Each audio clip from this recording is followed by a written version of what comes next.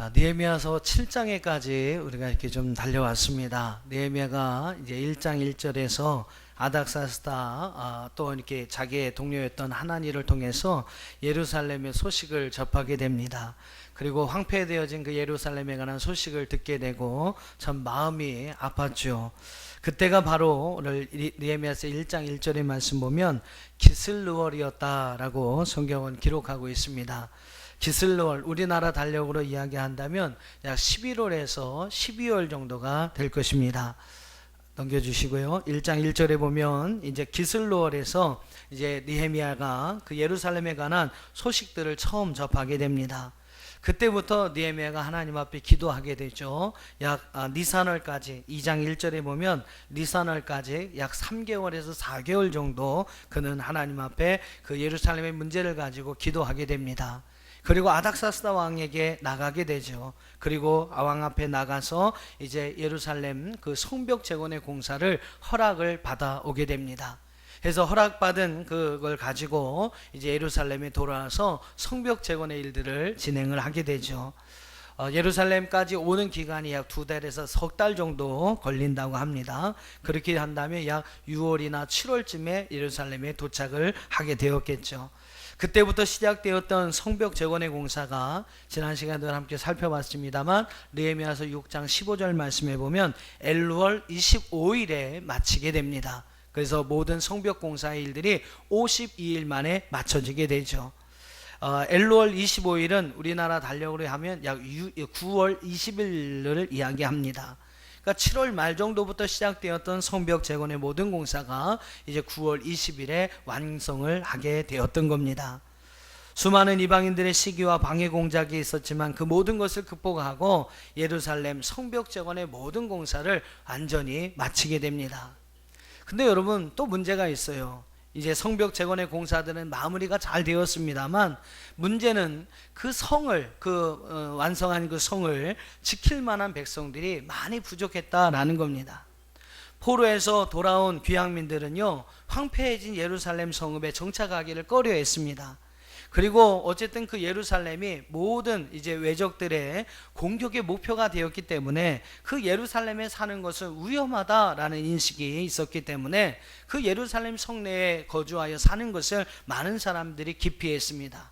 그래서 성벽이 쌓여지긴 쌓여졌습니다만 정작 그 성내 안에 사는 사람들은 심히 적었다라는 겁니다. 본문에 여러분 4절 말씀은 그 당시 예루살렘 상황을 잘 표현해 주고 있어요. 4절 말씀을 한번 보시죠. 같이 읽어보겠습니다. 시작. 그 성읍은 광대하고 그 주민은 적으며 가옥은 미처 건축하지 못하였음이니라. 느헤미야 7장의 말씀은 이와 같은 상황 속에 있는 느헤미야가 예루살렘 성을 지키기 위해서 또한 성벽 방지의 책임자들을 세우고 백성들을 이주시켜서 그 예루살렘 성을 세워가는 이야기가 바로 느헤미야서 7장 말씀에 나오고 있습니다. 사람들을 세우고 예루살렘 성을 다시 세우는 장이 바로 여러분 느헤미야서 7장입니다. 그래서 저는 느헤미야서 7장의 영성을 바로 세우는 영성이다 라고 이렇게 제목을 붙여봤습니다. 세우는 영성. 여러분 리더자는요 세우는 일을 잘해야 합니다. 세우는 일을 잘하는 사람이 여러분 좋은 리더자라고 할 수가 있는 것이죠. 사람을 세우는 일을 잘하고 또 여러분 이제 속해 있는 그 기관들을 잘 세워가는 자가 여러분 좋은 리더자라고 말할 수가 있을 겁니다. 오늘 느헤미야는 바로 그렇게 사람을 세우고 또한 자기가 이제 다스리고 총독으로 다스리고 있는 예루살렘 성을 잘 세워가는 사람이 바로 여러분이 느헤미야였다라는 겁니다. 오늘 그 느헤미야의 세우는 영성이 그 세워가는 리더십이 저와 여러분에게도 흘러가기를 주의 이름으로 축원합니다. 자, 1절부터 3절까지 말씀을 보시면 이제 성벽의 방비 책임자들을 세우는 이야기가 1절로 3절 속에 나오고 있습니다. 자, 1절 말씀을 여러분 한번 보세요. 1절의 말씀 보면 느헤미야는 가장 먼저 문지기와 노래하는 자와 레위 사람들을 세우게 됩니다. 자, 1절 말씀을 좀 한번 같이 읽어보겠습니다. 시작.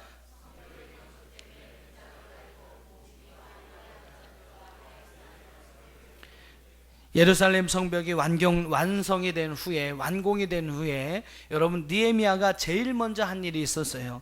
제일 먼저 한 일은 오늘 1절의 말씀과 같이 문지기와 노래하는 자와 레위 사람들을 세우는 그러한 일을 행하게 됩니다.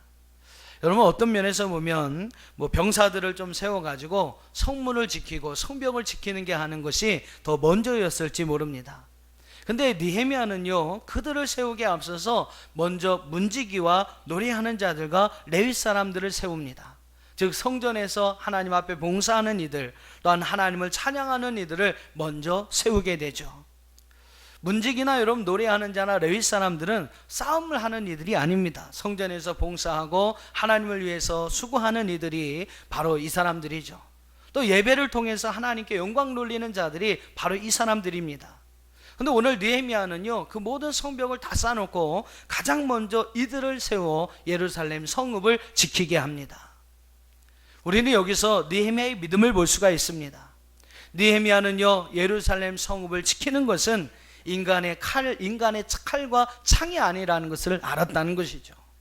아무리 자기들이 그 성문을 잘 지킨다 할지라도 하나님이 지켜주시지 않으면, 하나님이 함께 하시지 않으면 그 모든 것이 허사라는 사실을 이 느헤미야는 분명히 알고 있었던 것입니다. 아무리 그들이 병사들을 세워서 그 성벽을 든든히 지킨다 할지라도 하나님이 함께 하시면 안 돼. 여러분, 이것이 바로 느헤미야의 믿음이었어요.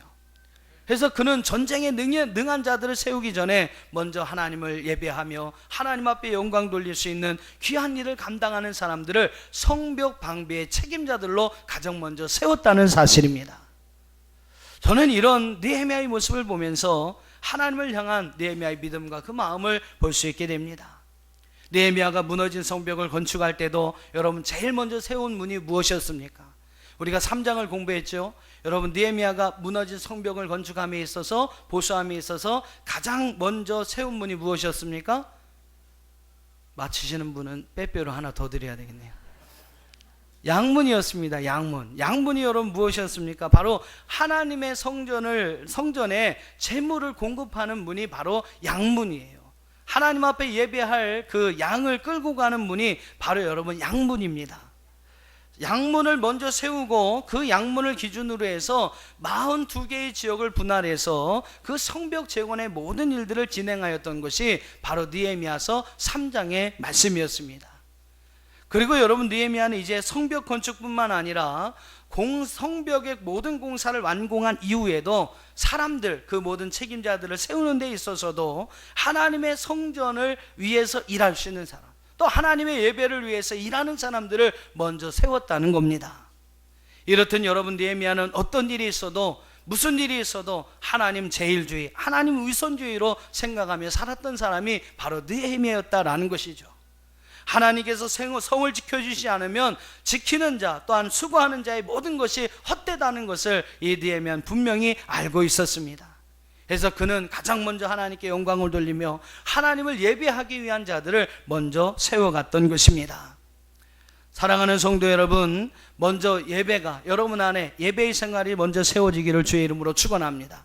무엇보다도 먼저 신앙이 우선이 되는 삶을 살아가는 저와 여러분 되기를 주의 이름으로 축원합니다.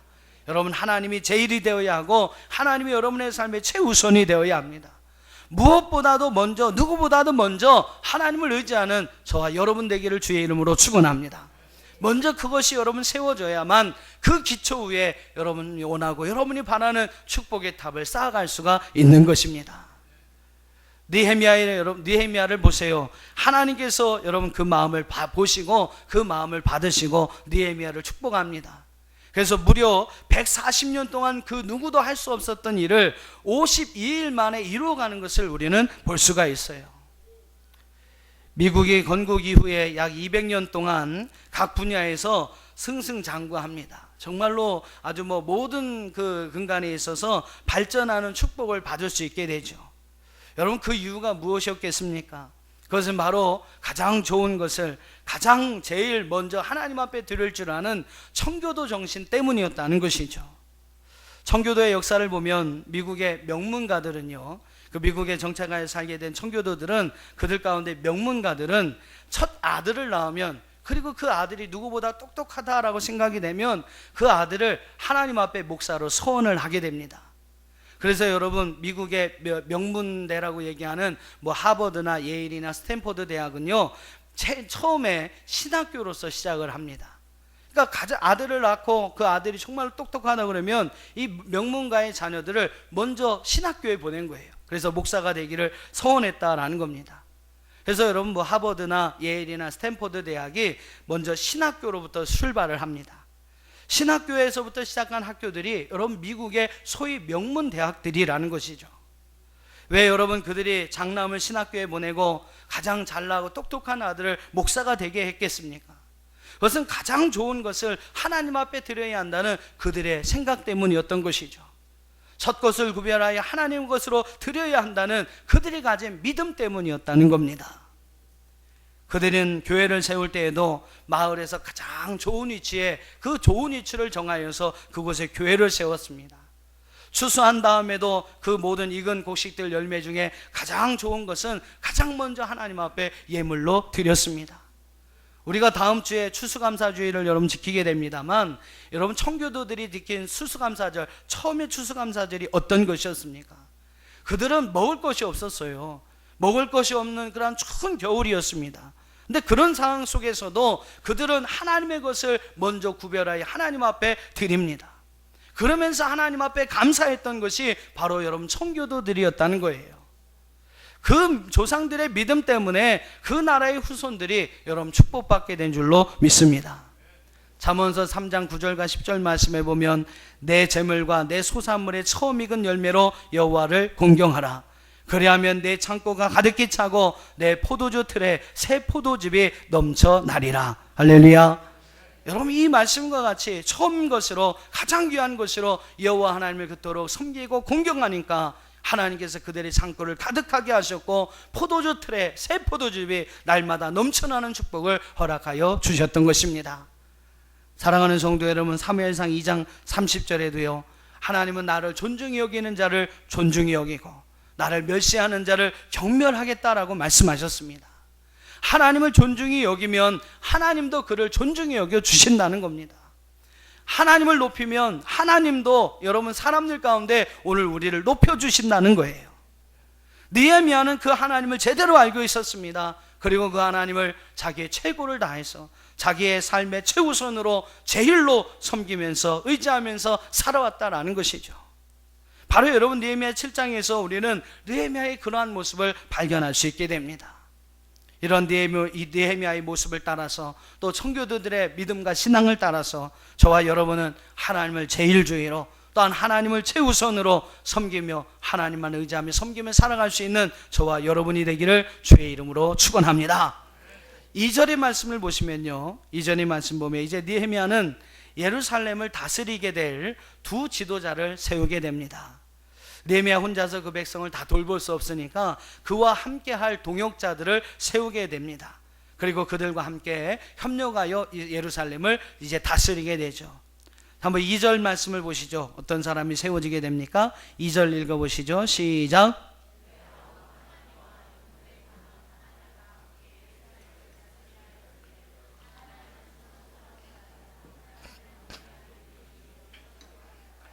자, 어떤 사람이 세워집니까? 하난이라는 사람하고 이름이 좀 비슷해서 여러분 헷갈리실 수 있는데 하난이라는 사람하고 하나냐라는 사람이 세워지게 됩니다. 이 하나니는 누구냐면 바로 느헤미야의 동생이에요. 그래서 자기의 동생에 대해서 자랑하면 좀 그러니까 그 동생에 대한 장점은 이야기하지 않습니다. 근데 뭐 저는 뭐 동생이 형을 많이 닮았을 것 같아요. 느헤미야를 많이 닮았을 것 같습니다. 반면에 다른 사람이었던 하나냐라고 하는 사람에 대해서 느헤미야는 오늘 말씀해 보면 그를 세운 두 가지 이유를 이야기하고 있어요. 여러분 하나냐라고 하는 사람을 세운 이유가 무엇입니까? 첫째로 그는 충성스러운 사람이었다는 겁니다. 여기서 여러분 충성이라는 것은 히브리어로 에메트라는 단어가 쓰여집니다. 하나님과의 관계 속에서 옳은, 확실한, 참된, 진실한 이런 뜻을 가지고 있는 단어가 바로 여러분 에메트라고 하는 히브리어 단어예요. 즉 충성스럽다라는 얘기 무엇입니까? 이 하나냐는 하나님과의 관계 속에서 진실한 사람이었다는 것이죠. 옳은 사람이었고 분명한 사람이었고 확실한 사람이었다라는 겁니다.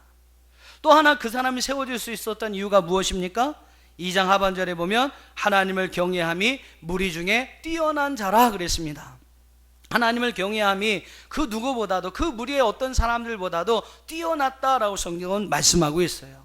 즉 그렇게 여러분 하나님을 경외하고 그렇게 하나님을 두려워했던 사람이 바로 여러분 느헤미야였다라는 겁니다. 이 하나냐라고 하는 사람이었고 하나니라고 하는 사람이었다는 거예요. 느헤미야가 여러분 사람을 세울 때 본 것은 다른 게 아닙니다. 그가 뭐 어떤 학력을 가졌는지, 어느 가문의 출신인지, 어떤 경력을 가졌는지, 여러분 그것을 보고 사람을 세운 게 아닙니다.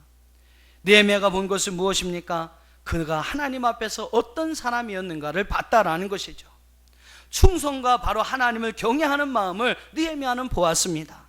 하나님 앞에서 진실한가? 하나님 앞에서 올바른 사람인가? 하나님을 경외하며 하나님을 두려워하며 살아가는 사람인가? 여러분 그것을 보고 오늘 이 느헤미야는 사람을 세웠던 것입니다. 오늘 이 땅에서 쓰임받는 리더자가 되기를 원한다면, 또 이 땅에서 하나님 앞에 높임을 받는 리더자가 되기를 원하신다면, 여러분 그는 하나님 앞에서 충성되어야 하고 하나님을 경외하는 자가 되어야 할 줄로 믿습니다. 학벌이 좋고 가문이 좋고 경력이 좋고 머리가 좋은 거, 여러분 이런 거 아무것도 아닙니다. 리더자로 정말 여러분의 삶 속에서 귀하게 쓰임받기를 원하신다면 그는 하나님 앞에 충성됨이 있어야 하고 하나님을 경외하는 자가 되어야 할 것입니다. 어떻습니까 여러분? 하나님 앞에 충성되이 살아가고 계십니까? 하나님을 경외하며 살아가고 계십니까? 바로 이 충성과 경외함으로 여러분 하나님 앞에 쓰임받는 리더자들이 다 되시기를 주의 이름으로 축원합니다. 우리 부모님들이 좀 머리를 좀 생각을 좀 바꾸셔야 돼요. 여러분 자녀들이요 공부 잘한다고 쓰임받는 게 아닙니다. 머리 좋고 뭐 똑똑하고 뭐 이렇게 해서 쓰임받는 게 아니에요. 여러분 우선 중요한 것이 하나님과의 관계입니다. 그 하나님과의 관계 속에서 그가 얼마나 충성된 사람인가. 하나님 앞에서 충성되면 여러분 사람들 앞에서 충성된 자가 될 수가 있어요. 보이지 않는 하나님 앞에서 여러분 충성할 수 있다면, 그 하나님 앞에서 진실할 수 있다면 그는 사람들 앞에서 분명한 진실한 삶, 인정받는 사람이 될 수가 있는 겁니다. 그러니까 우리 부모님들이 먼저 학원 가서 뭐 공부 가르치는 것보다 하나님께 충성하는 거, 하나님을 경외하는 법을 가르쳐 주셔야죠. 그렇게 가르쳤는데도 잘못되면 저한테 찾아오십시오. 어떻게 물려드릴까요 그러면? 절대 그런 일이 없을 겁니다. 여러분의 자녀들이 정말로 하나님 앞에 충성된 자녀가 될 수 있도록, 하나님을 경외하는 자녀가 될 수 있도록 여러분 자녀들을 위하여 지도하고 그들을 그렇게 가르칠 수 있는 저와 여러분이 되기를 주의 이름으로 축원합니다. 잠언서 29장 25절에 보니까 사람을 두려워하면 올무에 걸리게 되거니와 여호와를 의지하는 자는 안전하리라 라고 말씀했어요. 하나님을, 리더자는요 사람을 두려워해서는 안 됩니다. 우리가 사람을 두려워해서는 안 돼요. 사람을 두려워하면 그는 사람의 올무에 걸릴 수밖에 없습니다. 하지만 하나님을 의지하는 자는, 하나님을 두려워하는 자는 하나님께서 안전하게 지키시고 보호하여 주실 줄로 믿습니다. 하나니와 하나야와 같이, 하나니와 하나냐와 같이, 이름이 비슷하죠. 하나니와 하나냐와 같이 하나님 앞에 충성스러운 자, 누구보다도 하나님을 경외하는 자로 쓰임받는 저와 여러분 되기를 주의 이름으로 축원합니다. 자, 4절 말씀부터 66절까지 보면 좀 막 복잡합니다. 사람 이름도 많이 나오고 뭐 막 숫자들도 많이 나오죠. 바로 느헤미야가 인구조사를 행하여 만든 보고서의 내용이 4절부터 66절까지 쭉 기록이 되고 있어요. 그 말씀 속에서 여러분 중요한 것이 5절입니다. 5절을 한번 같이 읽어보겠습니다. 시작. 내 하나님이 내 마음을 감동하사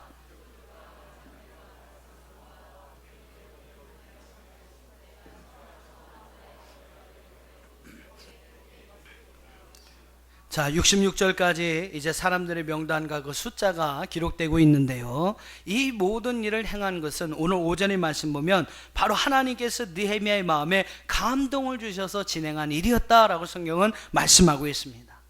여러분, 우리는 무슨 일을 하더라도 여러분의 생각이나 여러분의 뜻대로 하지 마시고 오늘 이 느헤미야 같이 하나님이 주시는 감동으로 행할 수 있는 저와 여러분 되기를 주의 이름으로 축원합니다. 하나님의 감동을 따라 여러분 행하시면 하나님께서 도와주세요. 하나님의 뜻을 따라 행하시면 여러분 그 뜻이 이루어질 수 있도록 하나님께서 도와주실 줄로 믿습니다. 똑같은 인구조사를 합니다. 이 느헤미야가 인구조사를 하고 다윗도 이 인구조사를 하게 돼요. 똑같은 인구조사입니다만 하나님이 주신 감동을 가지고 하나님의 뜻에 맞는 그러한 인구조사를 행하였던 느헤미야는요, 그 모든 인구조사의 일들이 그의 예루살렘 성을 세우는 모든 일에 도움이 됩니다만, 교만한 마음을 가지고 자기가 가지고 있는 군사력을 뽐내고자 했던 다윗은 결국 그 일로 인하여 하나님의 큰 심판을 받게 됩니다. 똑같은 인구조사입니다만 다르다는 거죠. 하나님이 주신 감동을 따라 했느냐, 아니면 자기 욕심을 따라 행하였느냐. 여러분, 그것이 엄청난 결과를 가져오는 겁니다. 그러니까 여러분, 이것을 우리의 삶 가운데 적용해보면 그렇습니다. 여러분, 어떠한 일을 행할 때, 무슨 일을 행할 때, 또 여러분 마음에 있는 생각이나 어떤 계획들을 행할 때에 중요한 것이 무엇이냐면, 과연 이것이 하나님의 뜻이냐라는 거죠. 하나님이 주시는 감동에 따라 행하는 일이냐, 아니면 이것이 내가 하고자 하는 나의 욕심 때문이냐라는 것을 여러분 좀 구별해서 행할 수 있어야 한다라는 겁니다. 내 욕심대로 내가 가지고 있는 어떠한 욕심을 이루기 위해서, 내 뜻을 이루기 위해서 행하는 일이라면 우리는 다윗과 같은 결과가 오게 될 것이고요, 그것이 정말로 하나님의 감동을 따라서 하나님께서 주신 그 뜻을 따라 행하는 일이라면 반드시 느헤미야 같은 결과가 돌아오게 될 것입니다.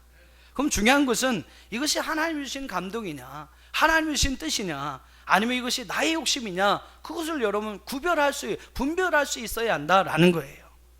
여러분, 어떻게 구별하시겠습니까? 여러분, 어떻게 분별하시겠어요? 어떤 여러분 생각이 있고 여러분 마음의 계획이 있는데, 과연 이것이 하나님이 주신 감동이냐, 하나님이 주신 생각이냐, 하나님이 주신 뜻이냐, 아니면 그냥 내가 가진 나의 욕심이냐, 이걸 여러분 어떻게 분별할 수 있느냐라는 겁니다. 어떻게 분별할 수 있을까요? 여러분, 1차적으로 중요한 것은 성경의 말씀에 다 나와 있습니다. 성경의 말씀 보면 로마서 8장 6절의 말씀 보면 육의 생각은 사망이요 영의 생각은 생명과 평안이라 그랬어요. 성경에서 여러분 말하는 하나님의 뜻은 평안과 생명이다라고 말씀하고 있습니다.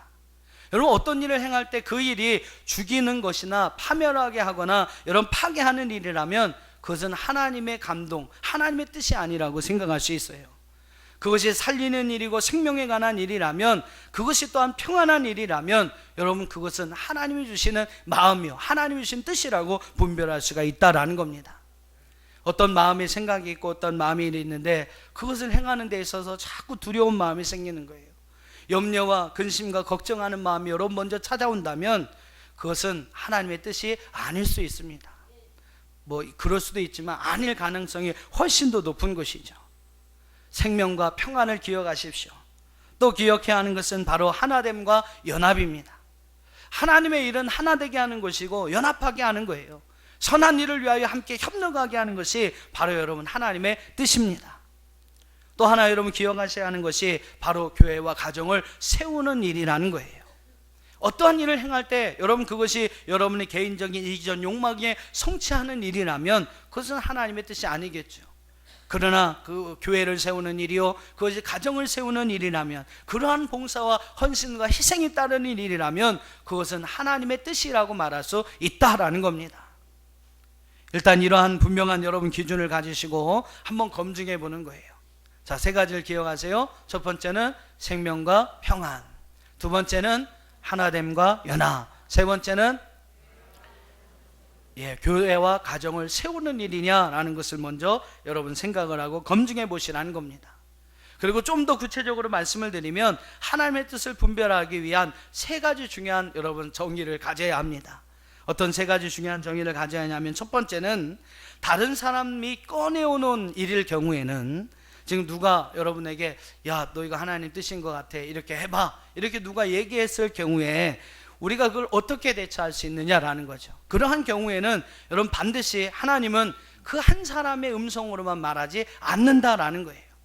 그러니까 무슨 이야기입니까? 그것이 여러분 하나님의 뜻이라면, 그것이 여러분 정말로 하나님이 원하시는 감동이라면 하나님은 그 사람 말고도 또 다른 사람을 통해서도 말씀하신다라는 거예요. 그러니까 그 사람의 이야기를 잊어버려도 또 다른 사람을 통해서 그 이야기를 듣게 하신다는 것입니다. 제가 진학의 문제를 가지고 고등학교 3학년 때 많은 고민을 했었어요. 이게 신학교에 가야 될까, 아니면 대학교 그냥 다른 데 나와가지고 나중에 또 하나님 부르시면 그때 대학을 갈까, 신학교에 갈까 말까, 그거 가지고 많은 고민을 했었습니다.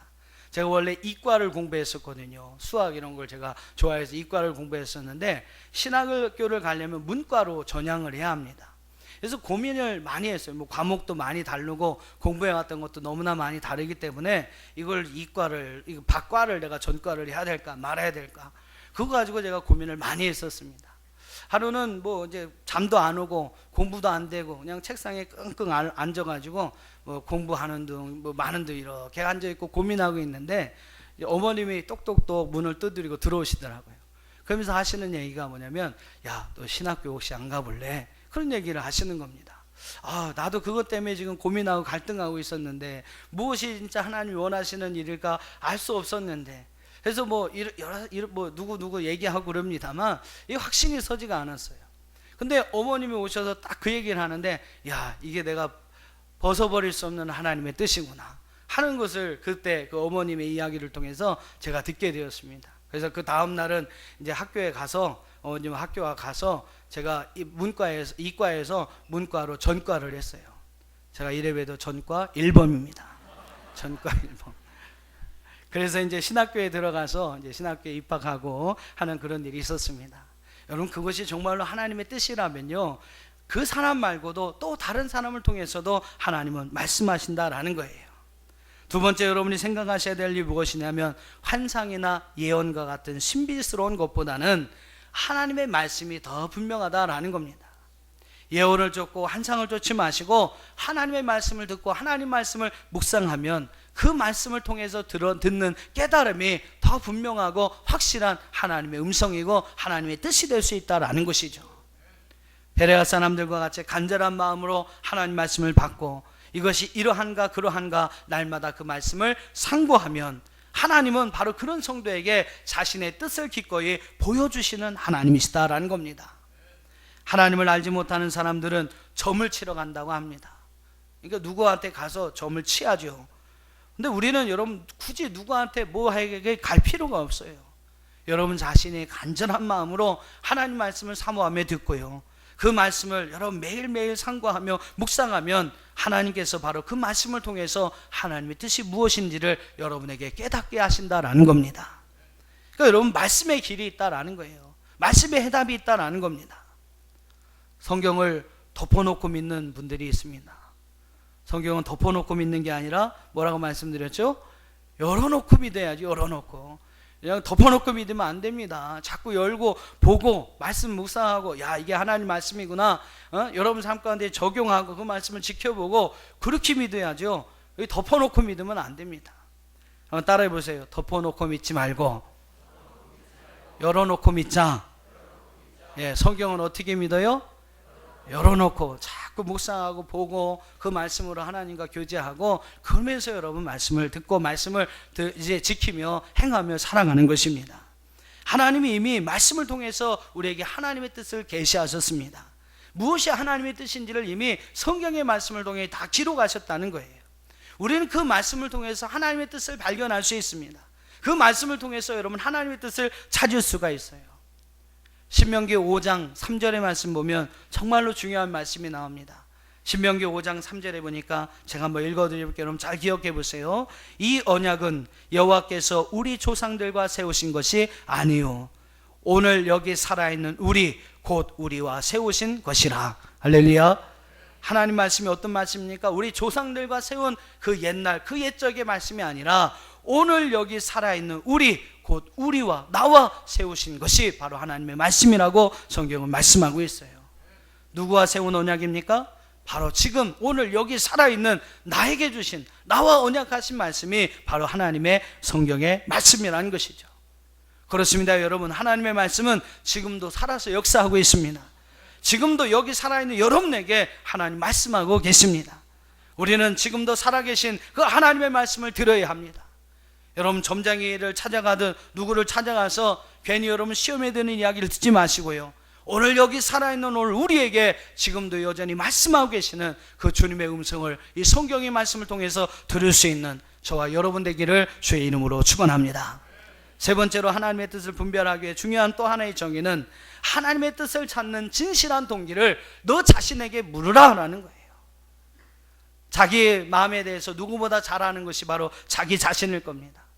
우리는 바로 우리 자신에게 내가 하나님의 뜻을 찾고 있는 진실한 동의가 무엇인지를 솔직하게 물어봐야 한다라는 거예요. 그리고 여러분 자신이 다 알고 있으니까 그 대답에 대해 솔직하게 대답해야 한다라는 겁니다.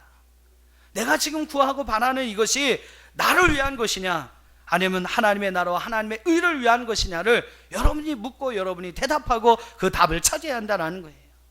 내가 하고 있는 이것이, 내가 지금 찾고 있는 이 하나님의 뜻이 정말로 하나님의 영광을 위한 것이냐, 아니면 나의 영광만을 위한 것이냐를 여러분 묻고 찾으라는 겁니다. 하나님의 나라의 확장을 위한 것이냐, 복음의 확장을 위한 것이냐, 아니면 내 나라 확장을 위한 것이냐를 여러분 분명히 물어봐야 한다는 거예요.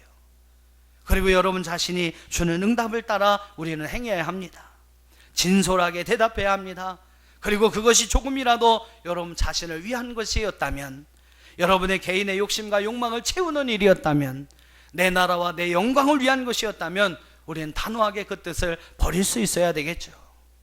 그것은 여러분 하나님의 뜻이 아니라 내 뜻에 불과하기 때문입니다. 소망하기는 하나님의 뜻을 분명히 구별하여 정말로 하나님의 뜻대로 오늘 느헤미야 같이 하나님이 주시는 감동대로 살아갈 수 있는 저와 여러분 되기를 주의 이름으로 축원합니다. 7절부터 계속 인구조사에 대한 결과들이 쭉 기록되고 있어요. 그래서 7절의 말씀 보면 이제 수룹바벨을 비롯한 12명의 지도자들의 이름이 기록되고 있고요. 또 8절부터 24절에 보면 17개의 가문에 따라서 16,722명의 사람들이 소개되고 있습니다. 또 25절로 38절의 말씀 보면 백성들의 명단이 본래의 자기의 어떤 그 예전에 본래에 살았던 이스라엘의 마음과 성읍을 따라서 분류가 됩니다. 그러니까 우리나라로 얘기하면 본적에 따라서 25절로 38절에 보면 21개의 마을과 성읍의 사람들 약 8,684명을 기록하고 있습니다. 또 39절로 41절에 보면 제사장들의 명단을 기록하고 있어요. 4개의 가문에서 4,289명의 사람들을 기록하고 있고, 43절로 45절에서는 레위인들의 명단 8개의 가문에서 360여 명의 레위인들의 이름을 기록하고 있습니다. 또 46절에서 60절까지는 성전에 소속된 종들, 느디민 사람들이란 표현이 나오는데, 이것은 이방 사람들, 가나안 부족이었던 사람들이 바로 이제 개종한, 유대교로 개종한 사람들의 수를 이야기하는 겁니다. 그 다음에 솔로몬의 신복의 자손들, 또한 계보가 명확하지 않은 사람들의 명단과 수가 기록이 되고 있습니다. 그리고 결론적으로 66절의 말씀 보면 온 회중의 수를 밝히고 있습니다. 그 수가 여러분 얼마라고 말씀하고 있습니까? 66절에 보니까 온 회중의 합계는 42,360명이다 라고 기록하고 있어요. 여러분 뭐 긴 장을 할애해서 이렇게 뭐 명단이나 여러분 수들을 기록하고 있는데, 그렇게 기록한 이유가 여러분 무엇이겠습니까? 하나님은요, 하나님을 위해서 헌신한 종들의 이름을, 그들이 행한 모든 일들을 다 기억하고 계신다라는 겁니다. 오늘 7절 말씀에 봐도 12명의 그 사람들의 이름을 하나님 다 기억하시고 성령의 감동을 통하여 그들의 이름을 성경에 기록하게 하시는 것을 볼 수 있어요.